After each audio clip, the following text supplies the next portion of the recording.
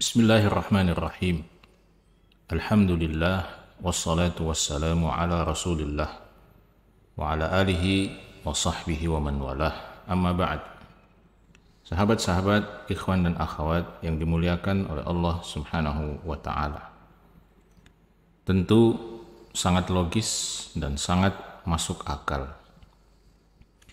ketika kita harus mengetahui tabiat, karakteristik suatu tempat di mana kita harus berada dan menjalani hidup di tempat tersebut. Ketika Anda misalnya ditugaskan atau diberi amanah untuk bertugas di satu kota, di satu desa atau di satu negara, maka menjadi sangat logis dan sangat masuk akal ketika Anda berusaha untuk mengetahui latar belakang tempat tersebut, mengetahui bagaimana situasi dan kondisi di tempat tersebut, bagaimana budaya yang berkembang di tempat tersebut, apa saja makanan yang biasa tersedia di tempat tersebut. Termasuk bahkan mungkin Anda akan berusaha sedikit banyaknya mempelajari sepatah dua kata bahasa yang umum yang biasa digunakan oleh para penduduk setempat. Itu adalah satu tindakan yang sangat logis, satu tindakan yang sangat masuk akal yang akan kita lakukan. Bahkan tidak salah kalau kita mengatakan bahwa itu harus kita lakukan sebelum kita berada atau menempati suatu tempat, satu lokasi yang baru. Maka dengan logika yang sama seperti itu pula, seharusnya kita memahami dan berusaha untuk menyelami tabiat dan karakteristik dunia, tempat di mana kita ditakdirkan oleh Allah Subhanahu wa taala untuk hidup. Betapa miris dan betapa besarnya kerugian kita ketika kita manusia ini tidak berusaha untuk mengetahui tabiat dan karakteristik dunia ini sebenarnya seperti apa. Kita hanya sibuk menjalani kehidupan kita di atas panggung dunia ini, tetapi kita tidak berusaha untuk menyelami dan memahami seperti apa dunia ini, sehingga kita bisa mengambil tindakan, mengambil perlakuan atau melakukan satu perlakuan yang tepat, yang sesuai dengan tabiat dan karakteristik dunia ini. Jauh-jauh hari di dalam Al-Quran, Allah Subhanahu wa ta'ala sudah mengingatkan kita. Alladzi khalaqal mauta wal hayata liyabluwakum ayyukum ahsanu amala. Allah Subhanahu wa ta'ala lah yang telah menciptakan kematian dan kehidupan. Dan kita adalah bagian dari kematian dan kehidupan itu. Setiap kita hari ini sedang mengalami kehidupan, dan pada akhirnya setiap kita akan mengalami yang namanya kematian. Kita ditakdirkan untuk hidup di atas muka bumi ini, dan pada saatnya nanti kita juga akan ditakdirkan untuk mati, untuk wafat di atas muka bumi ini, lalu kemudian kita akan dimakamkan di dalam perut bumi.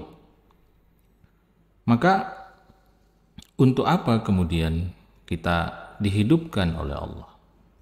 Untuk apa kemudian kita diberikan kesempatan menjalani hidup di muka bumi ini, lalu setelah itu kita akan dimatikan oleh Allah Subhanahu wa ta'ala? Allah sudah jelaskan pada ayat tadi, liyabluwakum ayyukum ahsanu amala. Tujuannya sangat jelas, yaitu agar kemudian Allah Subhanahu wa taala menguji kalian,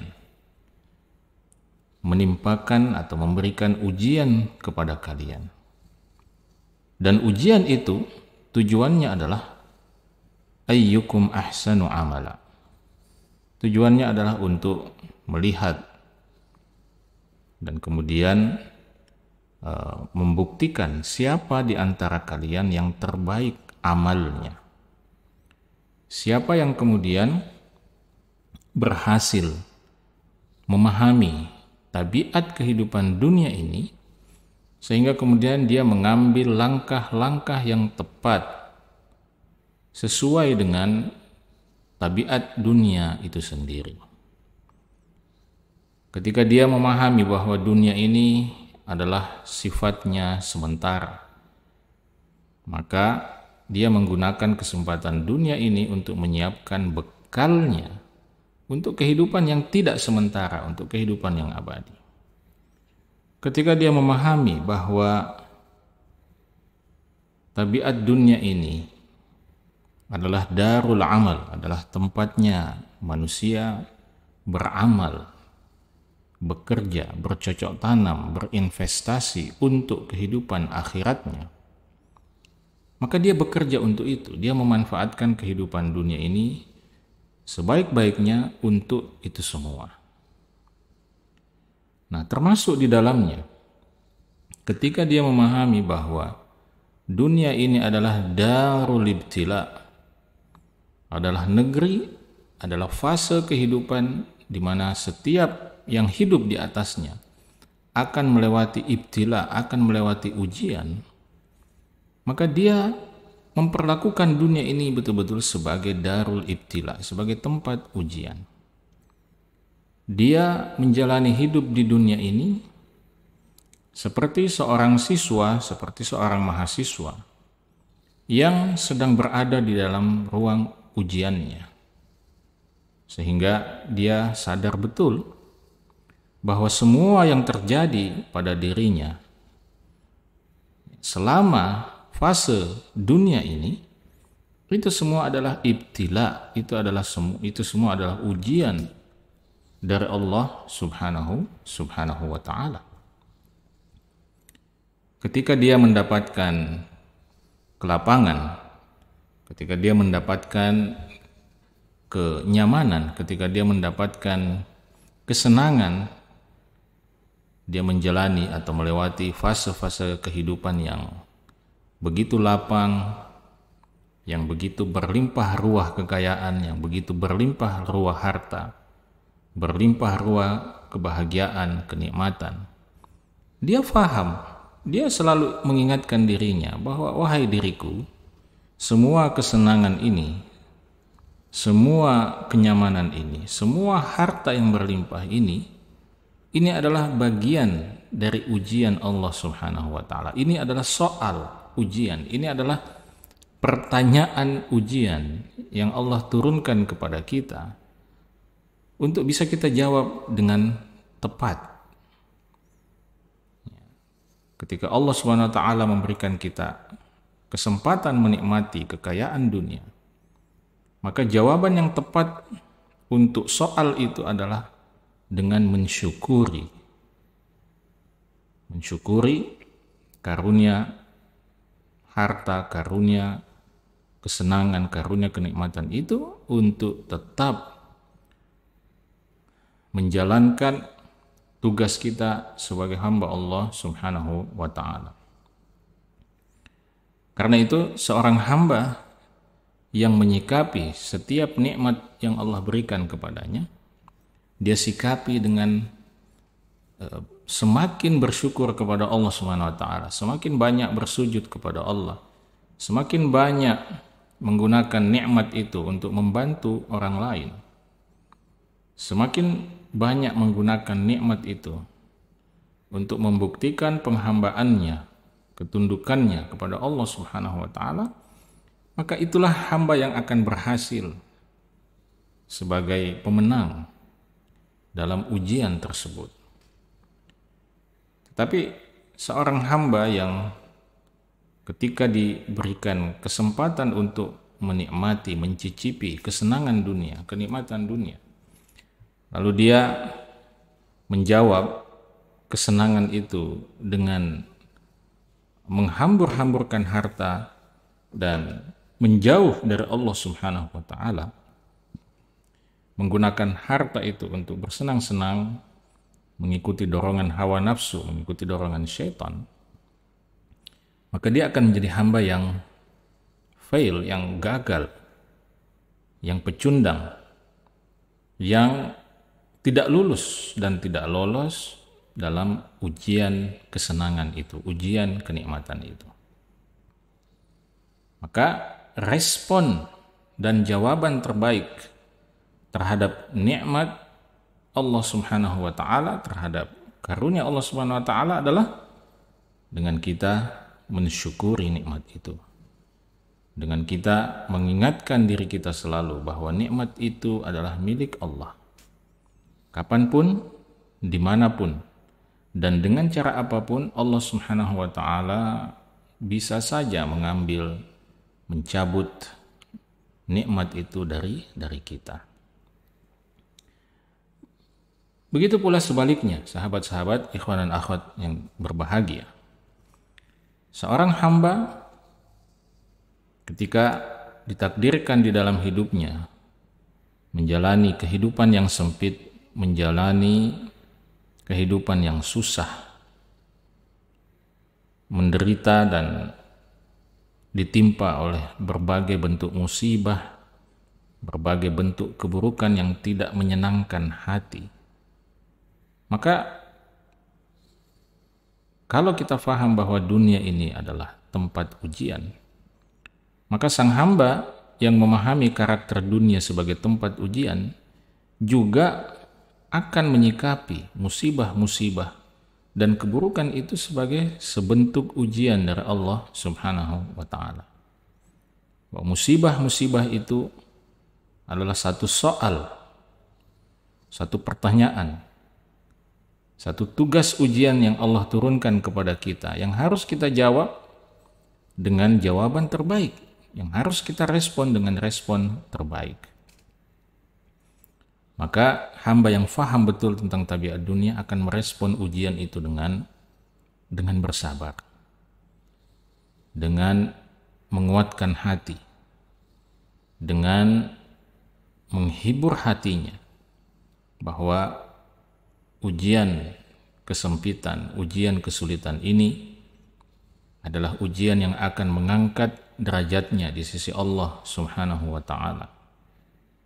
Ujian rasa sakit ini akan menjadi ujian yang menghapuskan dosa-dosanya kepada Allah Subhanahu wa ta'ala. Bahwa ujian-ujian kesempitan, ujian-ujian kesulitan ini tidak akan lama, akan segera berakhir, akan diganti oleh Allah Subhanahu wa ta'ala dengan kesenangan, dengan kebahagiaan yang abadi di dalam surga Allah Subhanahu wa ta'ala. Maka sang hamba yang menjawab soal ujian, kesulitan dan kesempitan hidup yang Allah berikan kepada dia, itulah hamba yang akan dikukuhkan sebagai pemenang dalam ujian-ujian tersebut. Ketika dia bersabar menghadapi ujian kesusahan itu dengan tetap menjaga ibadahnya kepada Allah Subhanahu wa ta'ala, dengan tetap menjaga rasa tawakalnya kepada Allah, dengan tetap menjaga sujudnya kepada Allah Subhanahu wa ta'ala, maka itulah sang pemenang, sang hamba pemenang dalam ujian ini. Tapi sebaliknya, ketika seorang hamba menghadapi ujian kesempitan, ujian musibah itu dengan kemarahan, dengan kekecewaan, bahkan dengan kedurhakaan kepada Allah Subhanahu wa ta'ala, dengan kesombongan sebagai makhluk yang lemah menghadapi Allah Subhanahu wa ta'ala yang maha perkasa, maka dialah manusia yang paling miris, yang paling pecundang hidupnya, karena sudahlah dia tidak merasakan nikmat dunia, sudahlah dia tidak merasakan kesenangan dunia, dia pun mencoba mendurhaka kepada Allah Subhanahu wa Ta'ala, ya, dengan menunjukkan rasa kecewanya, dengan menunjukkan rasa marahnya atas takdir kesusahan, kesulitan yang Allah takdirkan kepadanya.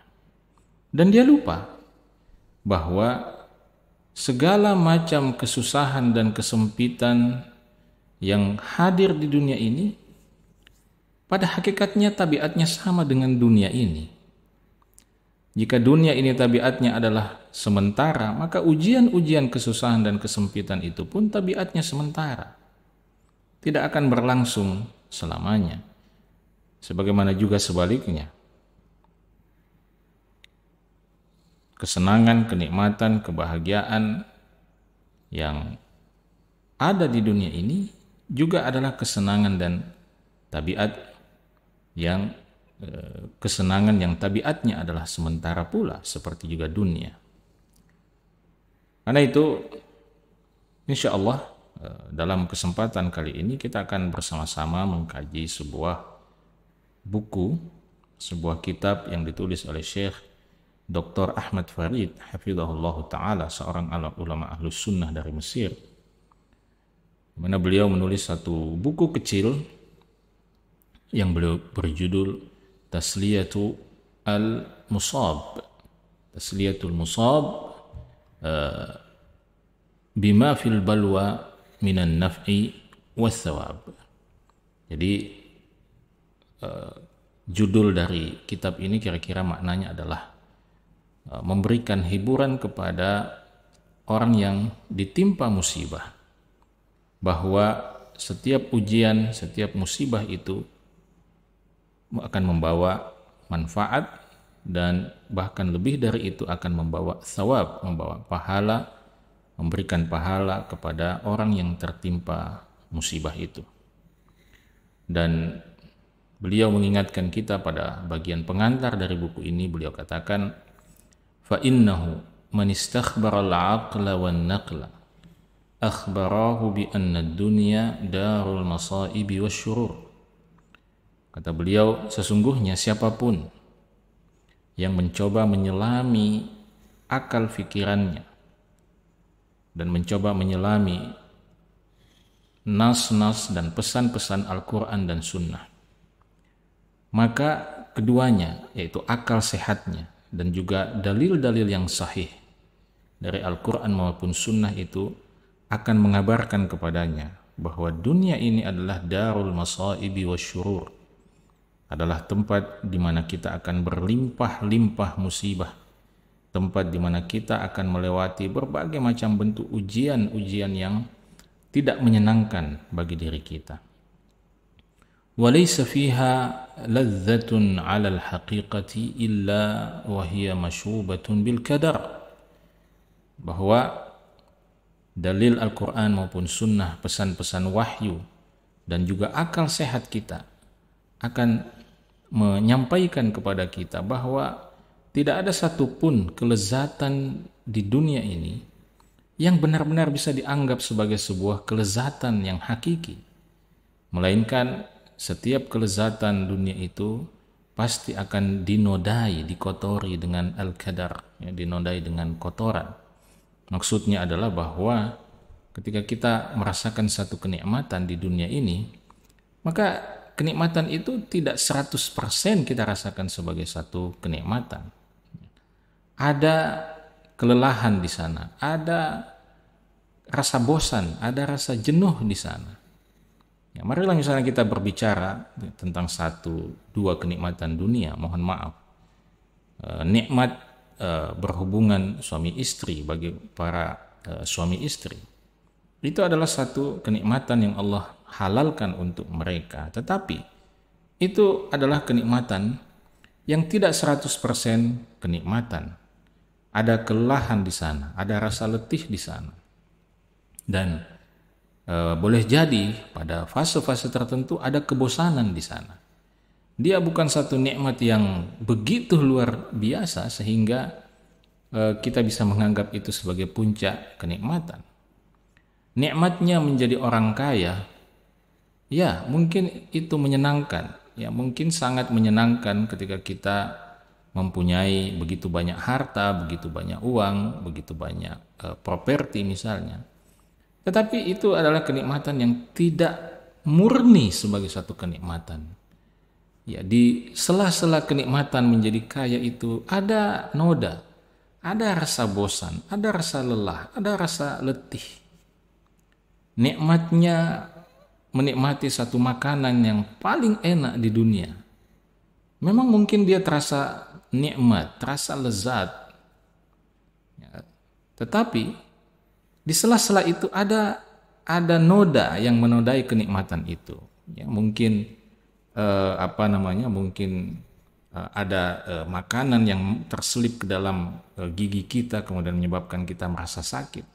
Kita masih harus mengunyah, ya, dan kita juga masih harus membayar, ya, makanan itu. Ya. Itu adalah contoh-contoh kecil tentang bahwa tidak ada satupun kelezatan dunia, kenikmatan dunia ini yang betul-betul full 100% bisa kita anggap sebagai satu kenikmatan.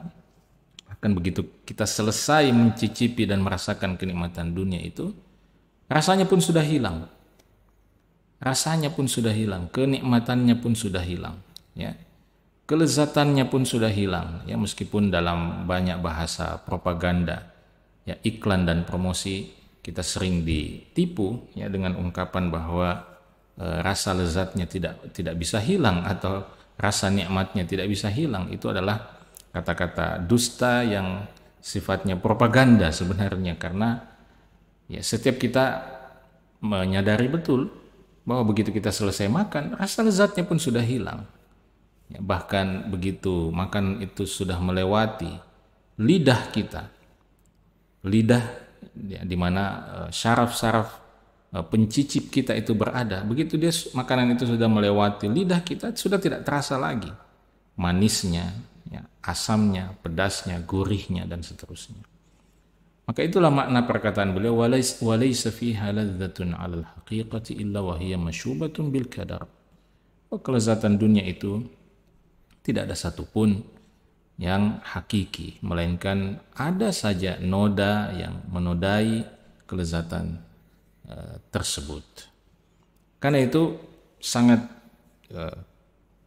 mengherankan, kata beliau, ya, wal ajabu kullal ajabi mimman yaduhu fi sullatil afa'i kaifa yunkirul lasa'.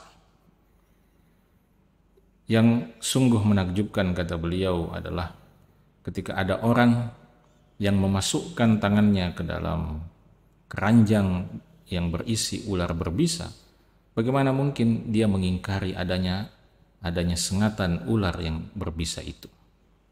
Maksudnya adalah bahwa dunia ini diibaratkan seperti tempat yang dipenuhi dengan ular berbisa yang menyakitkan. Lalu bagaimana mungkin kita bisa mengingkari bahwa di dalam dunia yang diibaratkan sebagai ular berbisa ini, kita tidak pernah merasakan sengatan ular berbisa itu walaupun hanya sekali. Nah, inilah satu fenomena yang ingin beliau tunjukkan, bahwa banyak orang yang mencoba mengingkari ketidakabadian dunia ini. Banyak orang yang mencoba mengingkari bahwa dunia ini dengan semua gemerlap kesenangannya selalu dikelilingi dengan kesusahan, kebosanan, kepahitan. Dan karena itu banyak orang yang mencoba menafikan itu semua, dan karena dia sudah terlanjur, ya, tergila-gila, ya, dengan kehidupan dunia ini. Nah, karena itu di sini beliau mengutip, ya, satu perkataan dari seorang ulama salaf yang menunjukkan bahwa ketika manusia itu sudah terlanjur tergila-gila dengan dunia, maka dia akan sangat kecewa dan akan sangat marah kepada Allah Subhanahu wa Ta'ala ketika Allah memberikan dia sedikit kesulitan, sedikit kesusahan, sedikit kesengsaraan. Ya, Sebagian ulama salaf mengatakan ra'aitu jumhuran nas yanza'ijuna linuzulil bala'i inzi'ajan yazidu 'alal hadd. Saya banyak melihat manusia yang merasa terganggu, merasa kecewa ketika mengalami musibah. Ya, dan rasa kecewa mereka itu seringkali melampaui batasnya. Ka'annahum ma'alimu anna dunya 'ala dha wudi'at. Ya, mereka seakan-akan lupa atau seakan-akan tidak mengetahui bahwa memang dunia itu diciptakan oleh Allah Subhanahu wa taala untuk bala itu, untuk ujian itu. Di mana ujian dunia itu akan berputar-putar antara kesenangan dan kesusahan, antara kesenangan dan kesusahan. Hari ini Anda senang, besok Anda susah. Hari ini Anda susah, besok insya Allah akan merasa senang lagi. Dan begitulah seterusnya akan berputar. Seperti kata ulama salaf ini, wahal yantadhirus sahihu illa saqam. Apakah seorang yang hidup sehat di muka bumi ini ya tidak menunggu apapun kecuali sakit? Ya, hari ini Anda sehat, besok Anda sakit. Hari ini Anda sakit, besok Anda sehat. Wal kabiru illal haram. Dan seorang yang semakin lama, semakin bertambah usianya, semakin tua usianya, bukankah dia hanya menunggu tibanya masa pikunnya, masa lemahnya? Ya, kita lihat aktor-aktor, aktris-aktris yang gagah-gagah, yang cantik rupawan itu.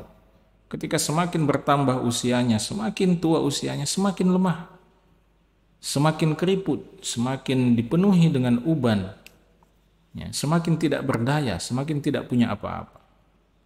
Dan wal mawjudu siwal adam. Dan apakah ada yang dinantikan oleh semua orang yang masih hidup ini selain ketiadaan, selain kematiannya di penghujung hayatnya? Maka Allah Subhanahu wa taala dan Rasulnya selalu mengajak kita untuk betul-betul memahami dan mempelajari tabiat dunia ini, agar supaya kita sadar dan bisa mengambil penyikapan-penyikapan terbaik terhadap dunia ini. Kita tidak terseret ya, dengan godaannya, kita tidak terseret dengan kemilaunya, kita tidak terseret ya, dengan bisikan-bisikannya. Dan agar kita selalu berada dalam kesadaran yang penuh bahwa dunia ini sementara dan kehidupan akhiratlah yang sesungguhnya. Kesenangan dunia adalah kesenangan yang sementara, kesenangan yang abadi akan ada di kehidupan akhirat. Kesusahan dunia, kesempitan dunia adalah kesusahan dan kesempitan yang sementara. Karena kesusahan yang sebenarnya, kesempitan yang sebenarnya, penderitaan yang sebenarnya adalah penderitaan manusia yang dimasukkan ke dalam neraka Allah Subhanahu wa taala.